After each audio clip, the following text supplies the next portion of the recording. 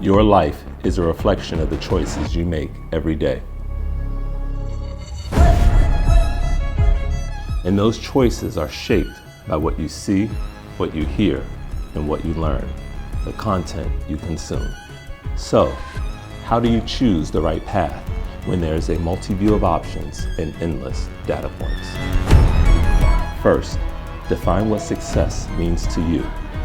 Then, study those who have achieved a level of success that resonates with your spirit. Finally, build a grid, a framework for your path forward. Because success isn't random. It's created by small, intentional decisions made over the throw distance of time. So let me ask you, are you committed? Are you aligned with the vision that you see for your life? Are you ready to become the ideal image that exists within? The choice is yours. See it, believe it, achieve it. This is Life Projection 101, the director's cut. My brother. What's going on? Jonathan JT Terry. Yes, sir. Coach JT. Joe Clark of track and field. Joe Clark of track and field. Where's that one from? So it came about in my demeanor, in the way that I wanted to run a structure, formatted, a program that had boundaries, that pushed the limits to my kids. If you go back to the movie Lean On Me, Joe Clark was just always in the corner of his kids, wanted to push them through every wall, through all the adversity that they had. And so that's one of my favorite movies. And so I take that same mindset that I'm going to push my kids no matter what. You try to stop me, I'm going to get around it. I'm going to go over you, under you, whatever, but we're going to get to the point. We're going to get it done. Get it done. I love that. And it's similar to this podcast situation. It's like, we're going to get it done. Yeah. You know, it's been an idea, been a thought of mine. We've had so many great conversations just on the drive and the pass through. Yes, I'm out of town. I post something at maybe 3 o'clock in the morning. You like it. And I'm like, oh, shoot, he's up. Let me just call him. And it seems like that's where we are. You know, it's just like that straight up, let me just call my brother conversation. Yeah. Your track club started off as my brother's keeper, then transitioned into my brother's sister's keeper, right? My brothers and sisters keeper, which I remember as my son who runs track, you know, which you did an amazing job helping him to work on his, you and Coach Norm working on his speed mechanics. As we transitioned from where we were with Running Tigers, great club as well, then moving over to MBSK, one of the things that stood out to me was just the name of the organization in itself. You know, I guess one of the things I learned in track as well is like this whole 10 toes down thing. It's like, like your name stands on principle. Absolutely. Help me understand where that came from. So the 10 toes down is just being all in. Just trusting the process, believing that everything that you're going through has a purpose, has a meaning, and whatever that outcome is going to be, it was meant for you. Your story has already been written. So when you're 10 toes down, you're all in. There's no on the fence. There's no on the other side. I'm here with you through whatever you go through, whether it's the good times, the bad times, that adversity, when you hit a wall, when you're exceeding and you're excelling great, I'm here with you. And I'm trusting in that name, my brother's keeper. Yes. My brother's keeper really stemmed from President Obama's initiative when he got into office. And what I wanted to do was I wanted to have an all boys program to showcase their talent. And not only was it through a talent and an avenue through sports, but it was through their own individual talents, whether it was art, whether it was music, whether it was public speaking. And in the earlier years of my brother's keeper was we used to channel those kids' individual talents. We used to do things together. So we used to surround or evolve around one kid's, whatever their talent was, and support them. And whatever that was, we were all there. As long as we knew the time and the date, we were there. Yeah. And when we were ready to go compete, it was all of us together. We ran for each other. We held each other accountable, from the parents to holding me accountable as a coach, from the coach holding the athletes accountable. It's, I am my brother's keeper. When one fall, we all fall. When we all go up, everybody goes up. Yeah. So then when we all medal, when one medals, we all medal. Okay. And what that does is ignite the energy. I'm really big on energy in my program. So it's always that one person that sets that tone. And when the tone is set, it's on. we 10 toes down. So that's where my brother's keepers came from. Okay. So what about your background and your upbringing also helped to influence that 10 toes down, all in mindset as well? You know, because a lot of people, it had to come from somewhere. Yeah. You know what I mean? You don't just, God can do anything, right? But I don't see it just like, I'm going to start a track club. Boom. This is instantly, now this is what's in your head. Right. What was the foundation of? My father. Man, my father is a God-fearing man. A man that stood on principles and discipline. A man that believed accountability was in the forefront in everything that we did.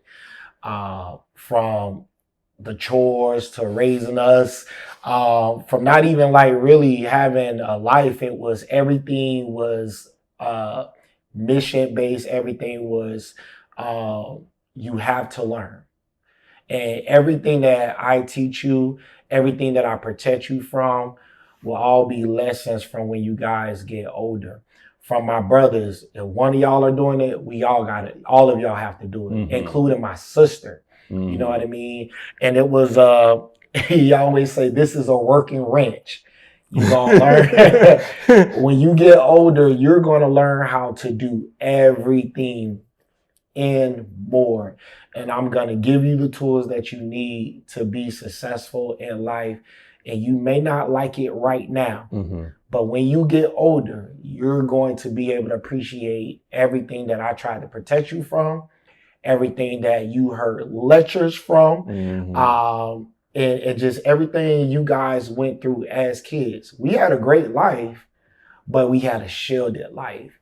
And so for me, just being all in with my brother's keeper, that foundation of 10 toes down, that grit that I've always had in my life, man, I try to share that energy with my athletes, that everything it's got to be grit. Yeah. Got to have that dog in you. Yeah. That's one thing you were talking about. That dog. You got to have that dog in you, because nobody's going to feel sorry for you. You know what I mean? When you're back up against the wall, how you going to get off? When you're against the ropes, how you going to get off? We see that in boxing all the time. How are you going to maneuver? What's your defense to get off that rope? What punches can you take? How much time you need to get your rest while you taking those? You got that defense to get off, and now you can go on offense. And so that's just how I look at life, bro. Yeah. But my dad played a very big part of it. Now, with the things that he was saying to you, well, better yet, was he specifically talking about the things as you're speaking about it when you were a child? Or was it later in life that he then spoke about what your childhood was? I think it was later in life. Okay. I think he was preparing me for adulthood. Like, my dad always had 3 friends that he always talked about, right? To this day, I have 3 guys that I go to for everything. I have friends, and then I have people that mentors and influencers, but I have 3 friends, right, that I just really latch on to. And I get that from my father. You know what I'm saying? In adulthood, it was just these things that I saw that he was dealing with as he got up every day and went to work, as he got up and provided for the family, as he'll leave the house at 6 o'clock in the morning, won't come home at night. And whether we were asleep, we had to get up and greet him at the door. Good evening, Father. Good evening, Father. Thank you for what you did for us today. Thank you for putting a roof on our head. That was instilled in us, right? Of a level of appreciation for him. And till this day, as an adult, like I don't know if it's a good thing, but I'm like, I seek that appreciation for all my hard work that I put in, all my time and sacrifices. Yeah. So there's a lot of things that I got from my dad is always providing. Didn't receive much, but I'm a provider. That is my joy, to see my family taken care of, to see my kids taken care of. And so I go on to say that it was all because of him, man. And he prepared me for childhood. He prepared me for adulthood. Yeah.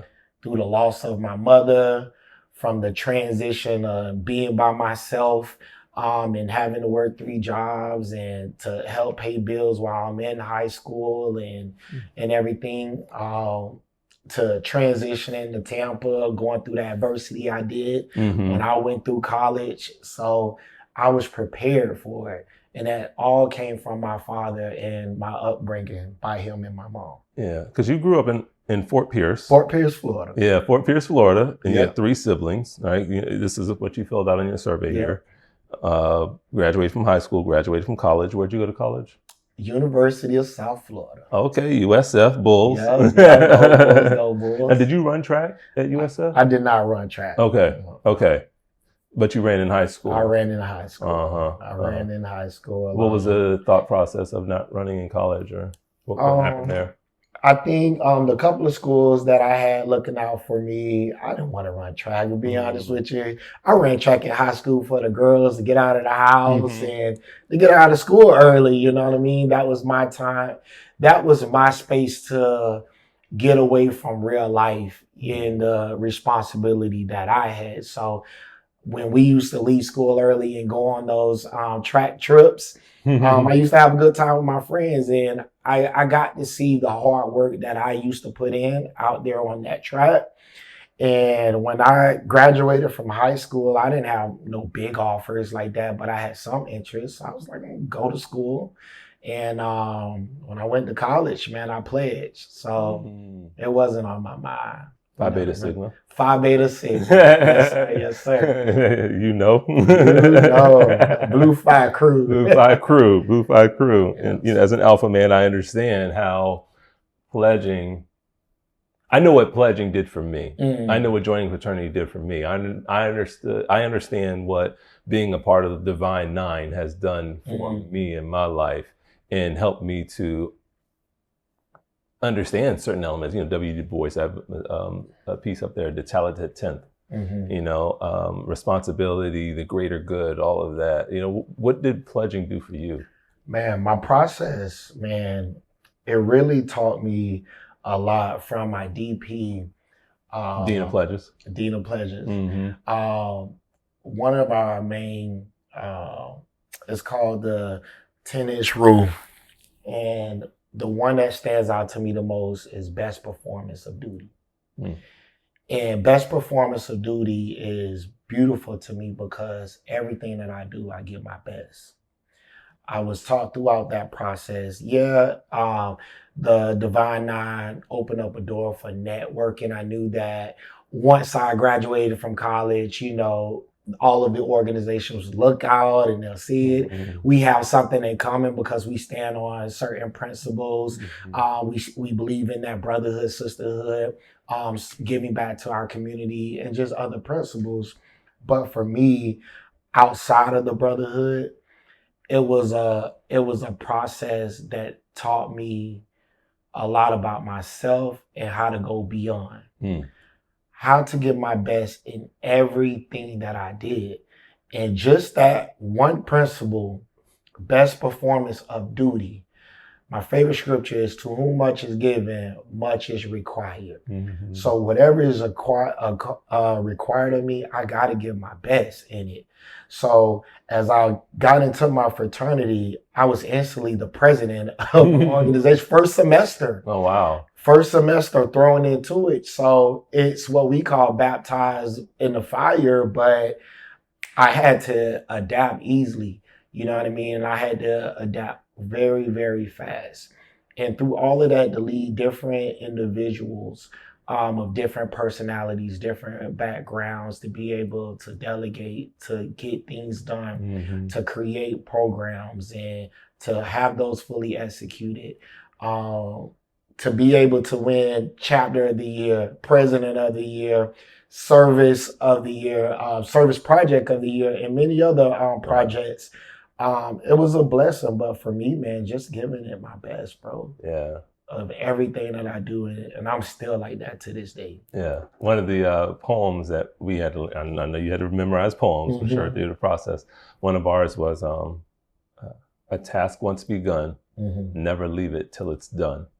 Be the labor, great or small, do it well or not at all. Not at all. All right. It's the same thing that you're saying, you know, it's less. I have to give my all to this, and I have to do this to the best of my ability. You know, Aggie Quadigist, anything you do to the best of your ability. And that's just like, that's what I know. Even like with this podcast and the studio and my business and everything, you know, it's just being a father, being a husband, you know, it's just figuring it out. One of the things I've enjoyed about our conversations is the honor that you give to your father for what he's taught you. And you know, through your experience of life and coaching and all of that, even just probably yourself as a child, not everybody's blessed to have a father in their lives, or a father that they can truly say that they look up to and help shape them to be a good man. How do you connect with or support, relate to, help those individuals, whether young men or adults who did not grow up with some of that same experience? Leading by example, right? I think we are stewards in this world to be able to show individuals of, like, just through us, because people are always watching, right? And I think a lot of guys that I've connected with, just like, hey, I see you do this. How do you manage to be everywhere with your kids? How do you manage to have that relationship with your kids? Through everything that I see that you have going on, how do you still find time? Right?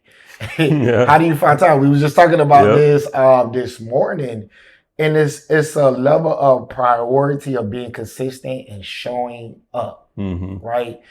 You have to be consistent and you have to show up. And when you can show a child consistency, you can show a child that you are making sacrifices, and that, hey, dad had to cancel this trip, but he was here.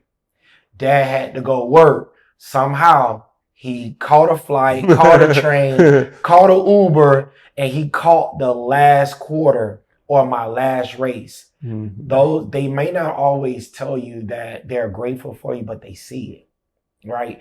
And I think individuals who are able to humble themselves to be like, how do you get it done? And when they're able to humble themselves and ask how you get it done, it is our responsibility to be able to mentor them. Because granted, we don't got it all. We don't have it all together. Right. Most people think we have it all together, because guess what? We're dealing with our own things in the background that we're having to navigate through.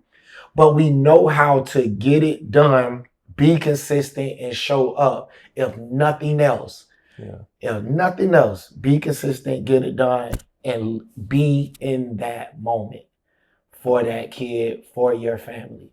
And so to answer your question, man, it's just all about leading by example, and then inviting that individual, that person who needs guidance, that needs help, to come into your life.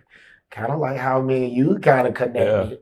You saw something in me and you felt the energy in me, and then boom, We just went to talking and we had so many similarities. And we've been able to help each other through so much.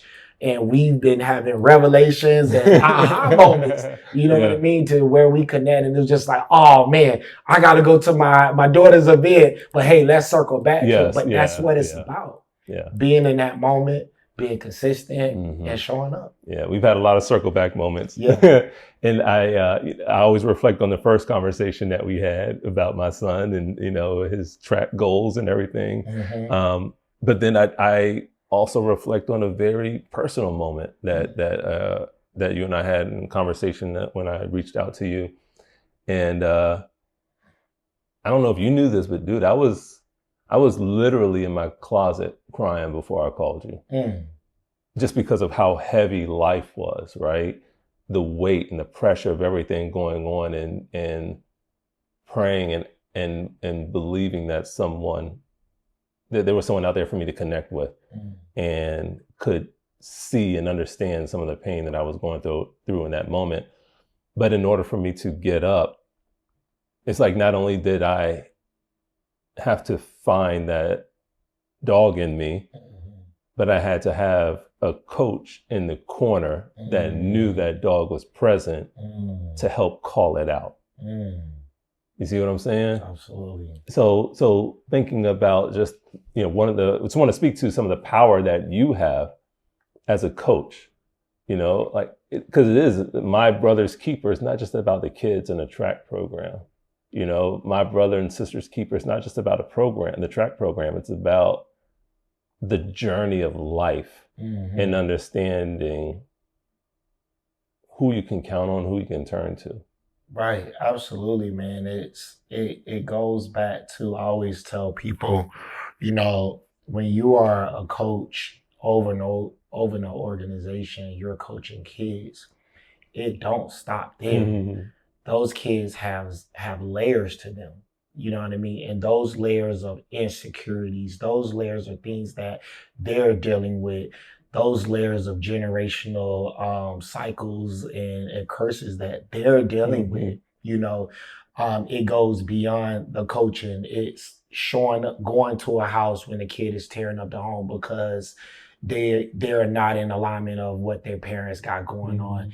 It's going to meet up to Grace Point when kids are Baker active, when they're trying to commit suicide. It's showing up to those families that believe in the mission of the organization, but can't participate because they can't keep their lights on. You know what I mean? And it goes beyond that. And as a coach, you have to speak life as God speak life into us and things that we're dealing with, or in a mentor or influencer speak life into us. We have to speak life into each other, and we have to speak life in kids, and we have to be able to see those things. Some of us have gifts to where they're able to see things in other people that they can't see in themselves. Just like you see things in me. You know, you gave me a couple of revelations that I didn't even think about. And it was just like one of those aha moments. You know what I mean? The power of my voice when I'm delegating and allowing others to be in the forefront. And you're just like, without your voice, this is what it looks like. But with your voice, this is the formation. This is the structure. And what it did was empower me back to, hey, step back in the forefront. And I have to lead a little more to get everybody else on board. So when I am able to step back, that same presence is there even in my absence. So when you talk about me being able to reach you in one of your spaces, and that was a lot of energy, and that was a lot of just the conversations and the familiarities of that I was dealing with in my personal life that I wasn't able to speak to somebody, and it was just like, bro, I went through the same thing. I just went through it before you did, and so now I can help guide you through it, and vice versa. Yeah, and that's one of the things that I appreciate about my journey in understanding reverse engineering my life. You know, as a video projectionist and an engineer, creative, who's had to understand the process of left brain, right brain thinking, incremental change makes a huge impact over time. You know, so it's being able to make those adjustments, being able to connect with people to learn how to make those adjustments, people outside of yourself being able to help guide you through that process. You know, it's a gift. And one of the things that you just spoke about was gifts and talents, right? So from your understanding growing up and in the church, where do you believe our gifts and our talents affect our lives, not just as kids, but as adults? That is a good question. One is being able to tap in and identify what that gift is. You know what I mean? Seeking guidance, because the man upstairs is the one that puts that gift in us. But to understand that that gift has a purpose and it has a responsibility. And whatever that gift is, you are charged with that responsibility to have his glory sought out, right? And I think once you're able to identify it and you know where the source is and where it comes from in that sweet spot, and the pride is removed from it, and it is a gift of service, right? I think that is the highest point of it, to be influential and for it to flourish amongst, from one voice to another, right? What you're doing here in this moment, this conversation will reach many ears, reach many eyes if you broadcast it, and something within this conversation will touch somebody's life, will touch somebody's heart, will reach someone to move from one decision to a next decision based upon every camera, all of the technology, the setup, the structure that was formulated in your head, right? From the body language, from the eye-to-eye contact, from everything, something within those lenses is going to catch something and bless somebody. That is a gift. That is a gift where my voice may only be in the world of a stadium in that moment. Yours can touch many homes, thousands, hundred of thousands of homes. That is a gift. And once you understand what that gift is and it is used the right way, the sky's the limit. Yeah. I humbly understand and accept that from my life and my journey. And, you know, I think about the ways in which, like you said, the stadium versus being virtually everywhere, and not hiding that gift or hoarding that gift for ourselves. And one of the things I also lean into is the space of legacy, right? A lot of people use the word legacy, and from what I hear, it's often about that individual's legacy, right? One of the reasons why I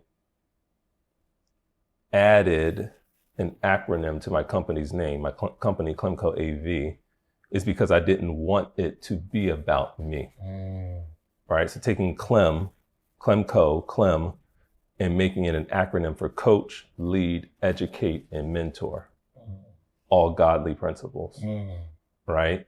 And if I'm saying that this is what the company is about, it's not about Clem, it's not about Clemente, it's about coaching, leading, educating, and mentoring.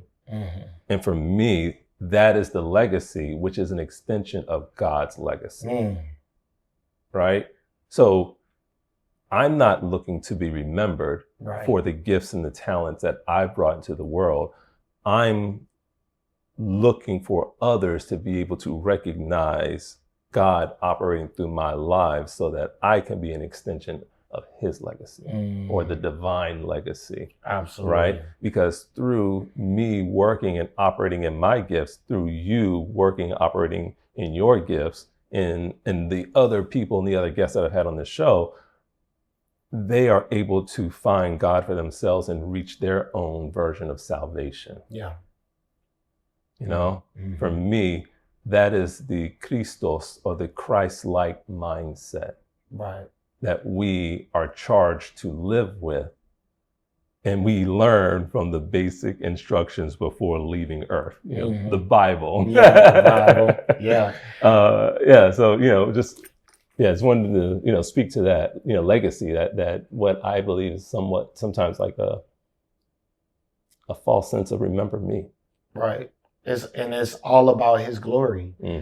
We're here on earth for a purpose. We've given gifts and talents for a purpose, and it's all for His glory, right? And I believe without Him being in that forefront, these talents and these gifts cannot be blessed. Right? You said it perfect, man. You wanna God's will, His legacy is coming through everything that you're doing, because He's putting it in you, and you're saying, this ain't about Clem. Man, this is Him. This is Him. This conversation right here, this segment right here is going to touch somebody. Yeah. It's going to reach somebody, bro. Yeah.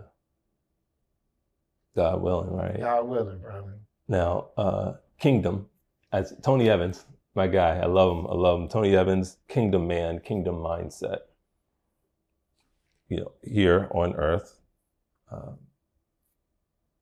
I just speak in my beliefs, right? Yeah. I don't live in the space of trying to convert anyone or help them or force them to believe what I believe.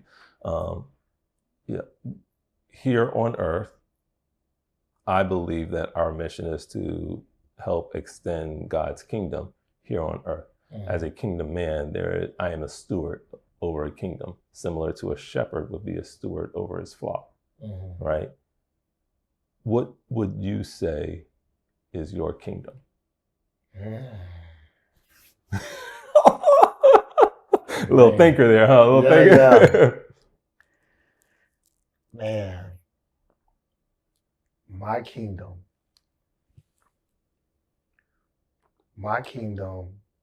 will consist of being in a generation of social media, right? Where the youth, the teens, and everybody that I encounter is in the social media world. The kingdom has to be to the forefront, because there's nothing that I can do without them. And for you to run 10 seconds, for you to get a 4.0, for you to get a scholarship, for you to be able to get 1,000 and 100,000 of views on whatever you're doing on social media in front of a camera, I truly think that my goal is, and my kingdom is saying, bro, you can't do this without the man above. You know, this generation, we have so much access to everything, right? We see so much. Back in the days, we couldn't see all of this, right? Right.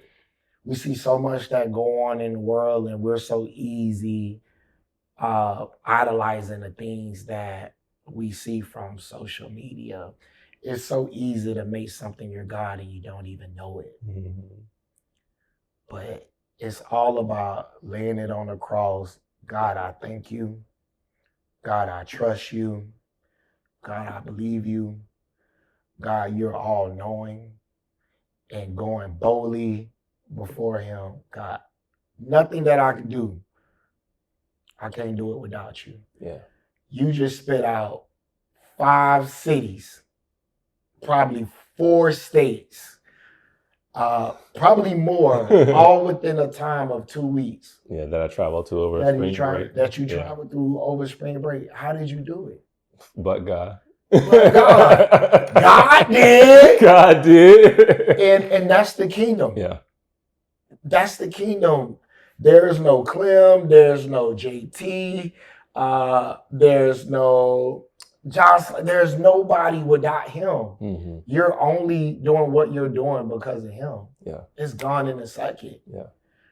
We always say hard work beats talent when talent doesn't work hard. Mm-hmm. When you don't utilize your gifts, it's a sacrifice to it. Because you ain't got no purpose behind it. You were given a purpose. You didn't seek the mission and you ain't see it through. Mm-hmm. That's the kingdom. That's my kingdom. Mm-hmm. It don't have to be nothing more than that, but cut dry is that there's nothing without him. Yeah. Love that. There's nothing without him. And I think that adds to, some of the things that you even filled out here on the survey. It's like when I asked, how do you define success? I define success through the impact made daily, operating in God-given gifts for His glory, growth through excellence. Growth through experiences. Growth through experiences. How many lives are you changing? How many people are you touching? Are you keeping it for yourself? Mm-hmm. How many people are you servicing? You know what I mean? Mm-hmm. It's not for us. It's through every experience that I've seen, every experience that I've been through, every new country, every accolade, bruh. I'm just showing you that it can be done. Yeah. It can happen. Yeah. Anything is possible. Yeah. And so that going back to that, like how many countries have you seen? How many lives would you say that you've influenced through we'll stick with track, right? Who are some of the people that you've helped guide through that process in some of the countries where you've been doing that work? Man. Besides not understanding their languages, the people who thought I was bigger than who I really was, man, I'm just a shepherd of an athlete that has helped me get to another level. Yeah. In Arion Knighton, he's helped me go to see a lot of different countries. Arion Knighton being an Olympian. The Olympian Arion Knighton? The Olympian Arion Knighton track and field kid that came out of my brother's keeper's track club.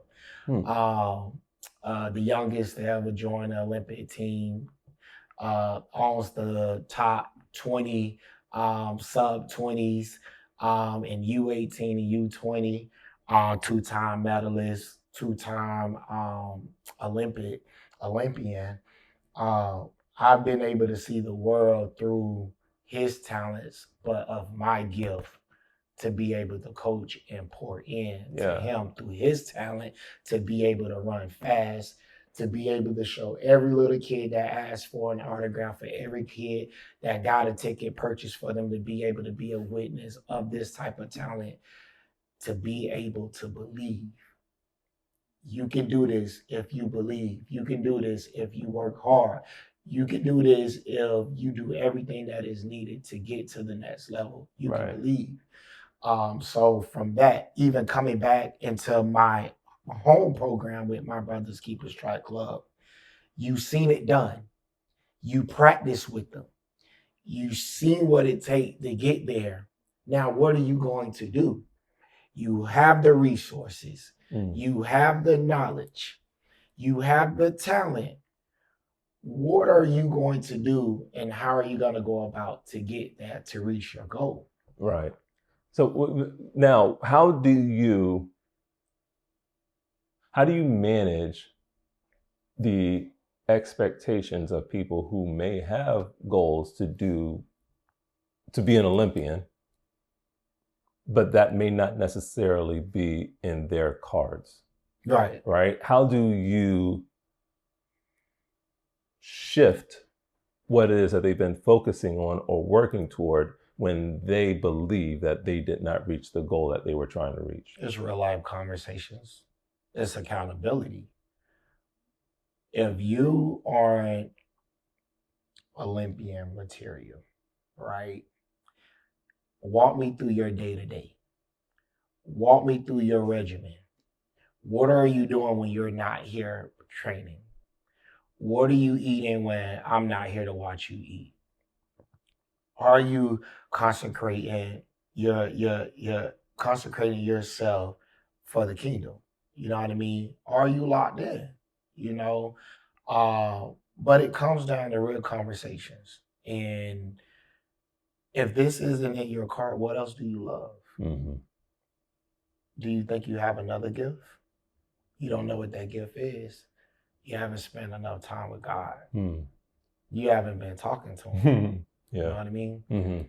Because these things are revealed through conversations, through experiences, through a single experience that he may give you. And that's an aha moment.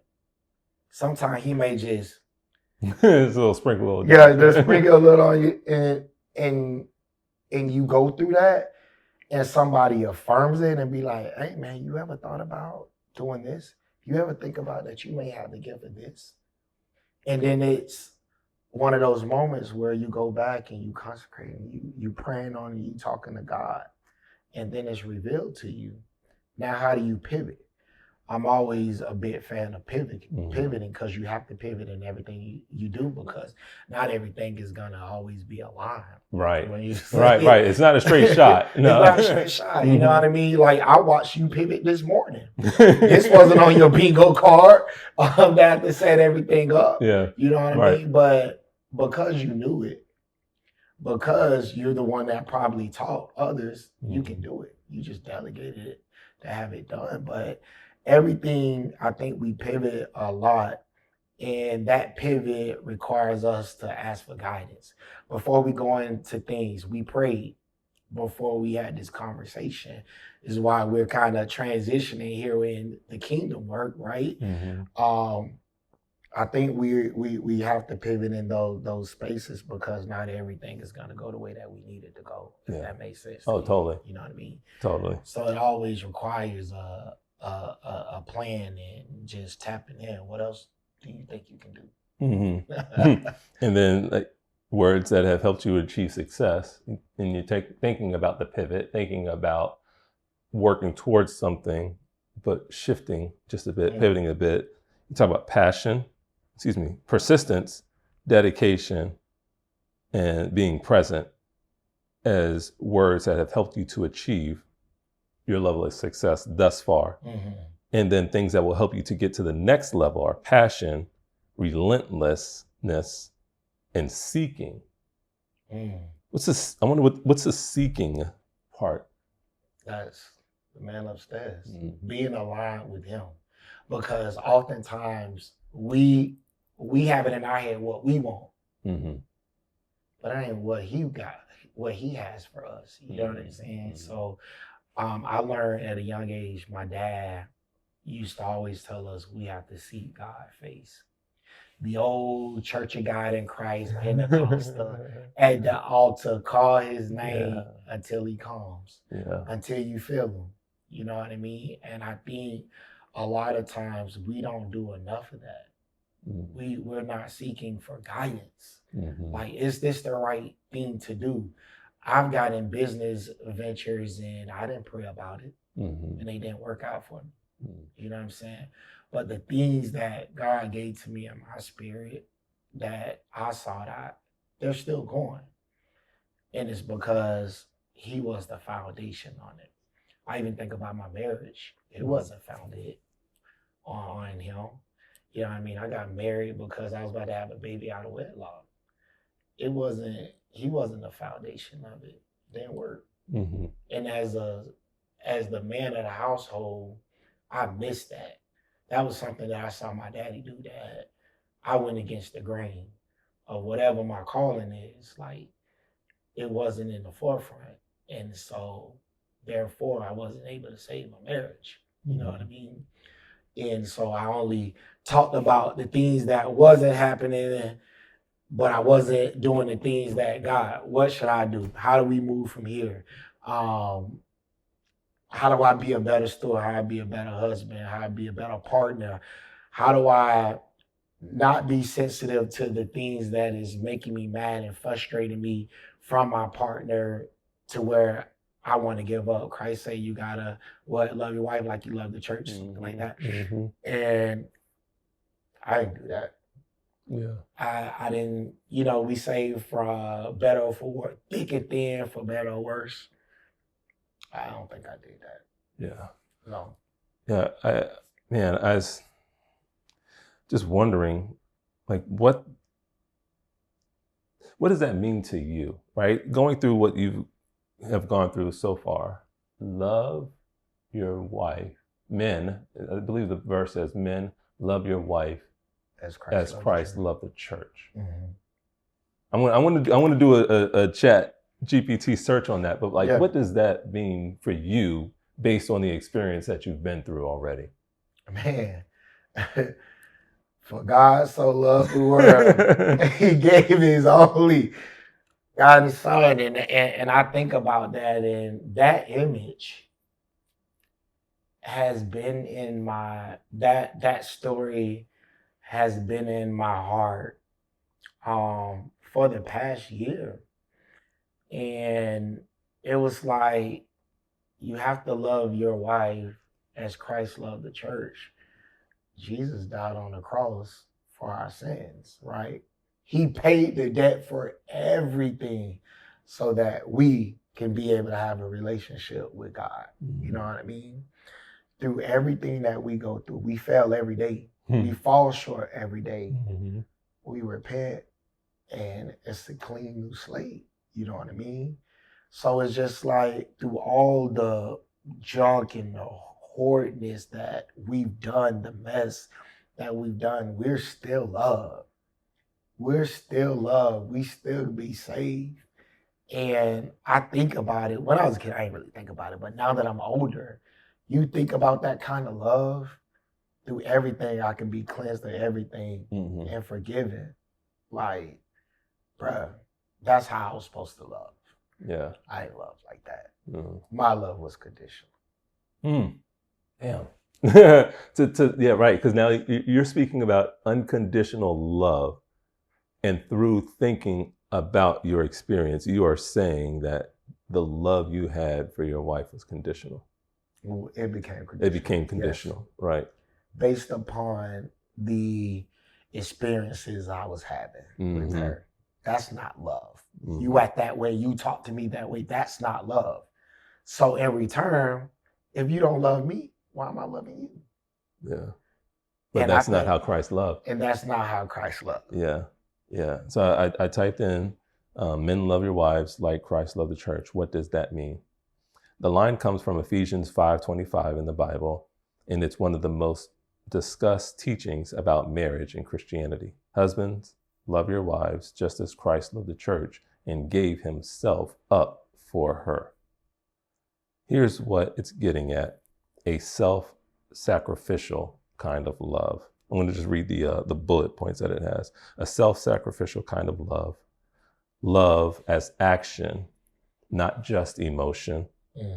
A call to responsibility and humility, reflecting a deeper spiritual idea. The model is Jesus Christ, who Christians believe gave his life for others. So this isn't about convenience or feelings. It's about putting your wife's well-being above your own, even when it costs you something. In this context, love isn't just romance or attention. It means caring for her needs, supporting her growth, being patient, forgiving, and faithful. It's daily choice to act in her best interests. Not dominance or control, but servant leadership, leading by serving, protecting, and nurturing. Commitment, loyalty, grace, enduring love. Man, as I'm reading that and just thinking about it, we're just thinking about this conversation, like, this is not a conversation that I overheard, was a part of when I was a young man, a teenager, a young man, in that process of going to ask my girlfriend to be my fiance, thinking about marriage and what life would look like. Both sides, you know, the good and the bad. What would our life look like? You know, how many people really have the opportunity to sit down, have conversations where they could think about all of the possibilities and reverse engineer happiness and sacrifice and love through the possibility of all the realities of what their life could be together?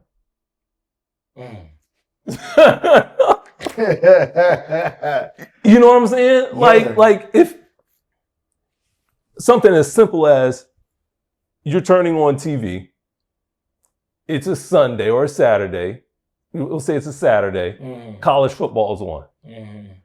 You can see all the different games that are going to be on TV today. Yeah. And you can think about which game is going to be a good game and which one I'm going to give my time and attention to based on what I'm going to receive on the other end. Right. You can make a conscious choice based on the possibilities and the options available. But you can't predict what every single play is going to happen. You can't predict who's going to win. You can't predict what the outcome is going to be. You can't predict that you're choosing this game, but at the end, that other game was going to be a whole lot better. Right. But you made your choice. But you made a choice. Oh,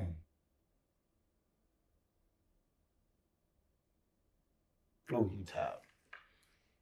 You tapped on something. I don't think we was, well, let me say this. Growing up, we didn't have these conversations. We didn't have these spaces. We didn't have access to see on the other side of that door what mom and daddy was going through. You know what I'm saying? It was shielded, hide it. This is us. We didn't have that, so we didn't know. We wasn't prepared for these things. Yes, movies have gave different ideas of what it looks like or what you may go through marriage, but that's not my reality. In my Black skin, in my culture, in my world, in all the interdependencies that I deal with every day, that I don't relate to that. I don't relate to that. Right. So when I'm going through it, who do I talk to? Because everybody has lived a facade at some point of where I may have looked up to you or I have made reverence you in your relationship and how I see things. Once again, social media. Oh my God, they are so happy. Like, this is perfect. That's what we see on social media.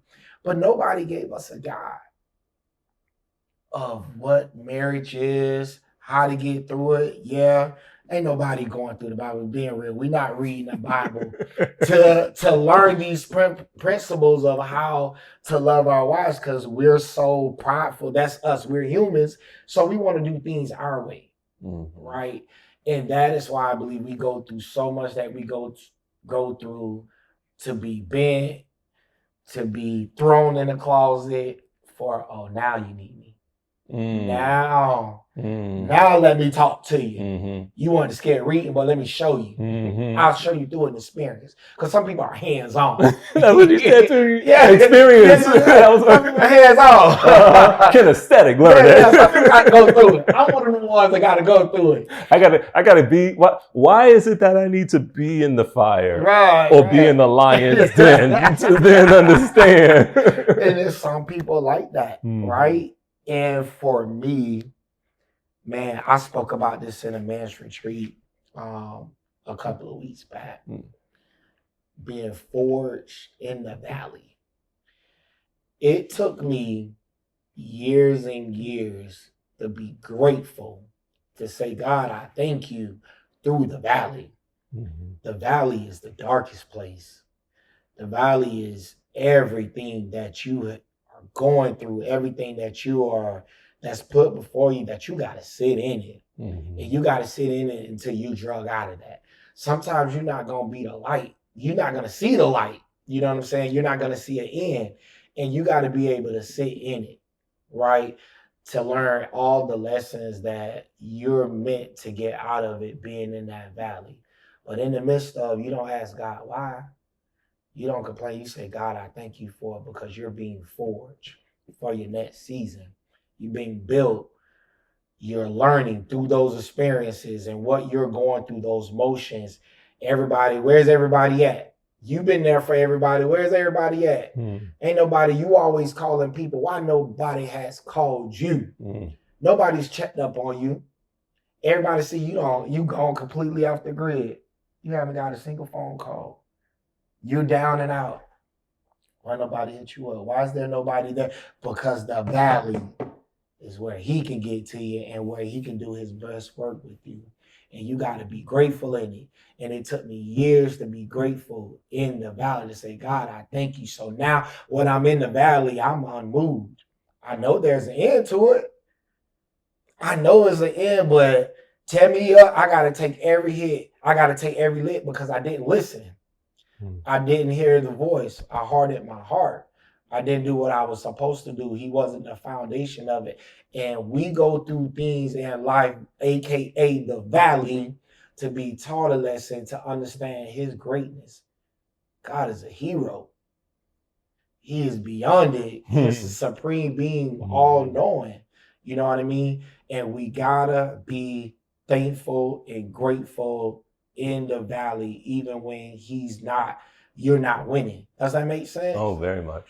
And man, I told those brothers, man, I'm forged in the valley. So I hear all y'all stories. I get it. Well, guess what? There's a light at the end, but let him do what he need to do for you. And you got to be acceptance. Things that you and I talked about, I say he got to let God do it. He got to be open to it. Things that I've shared with you, I know you said, JT, you got to go through it. It doesn't mean that somebody can hold your hand through it. You know what I'm saying? Say, brother, I'm here for you when you need me, or I'm here. Yeah. But you got to go through that. I like how you just let it go too. Yeah. You got to go through that. Yeah. I can't be a distraction for what that blessing is for you and for that lesson that's learned from you. I can't be a distraction. I can be support, but brother, you got to go through that. So being forged in the valley, man, whoo, ain't nothing like it, bro. Yeah. Everything that I've been through, dog. Are you better for it? Man, bro, I'm unmoved. I know the source. I know the source before it get here. Man, God, I thank you. Great day, God, I thank you. Bad day, God, I thank you. Yeah. Kids not on the same page with me, God, I thank you for them. God, I thank you for 2 weeks from now, they're going to call me, say, Dad, I'm sorry. God, I thank you for my partner. She don't see it now. But God, I thank you for it because baby, you was right. I could have handled this differently. That's the valley. Weeping may endure for the night, but joy comes in the morning. Not happiness, joy. But joy. That's being forged in the valley. Yeah. So when we learn to embrace it, bro, there's greater for us. Greater. Unmoved, unshaped. There's greater, bro. Yeah. I'm receiving this word, and I understand the power of the words that you're sharing. How would you? This is a question I asked to all of my guests. Last question, last thought. With everything that you've been through and everything that you're saying now, how would you communicate that to your younger self? For where they are? What words would you share with your younger self to help your younger self make it through? Man.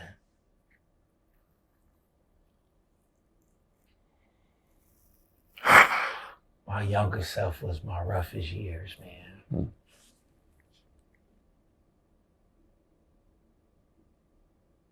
My youngest self was the most toughest version of me. To be honest with you, brother, the only thing that I would tell my youngest self is no matter what you're going through, you'll make it out. My youngest self, I saw no end. I saw no light. I just was fighting. I was gutting it out. So much bad happened. And I think I shared some of my story with you. It was dark days. But just to go back and reflect of my younger self, I speak more about my younger self than my current state right now. My younger self made me who I am to where I'm really unbothered now. You know what I'm saying? Because my younger self really paid the debt and really taught my right now. Ain't my oldest self, my right now can go back. To me, my right now,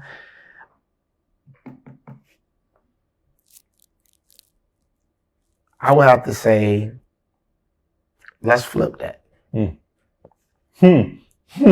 What would my youngest self say to you today? Say to me today? That valley that you about to go through, be thankful.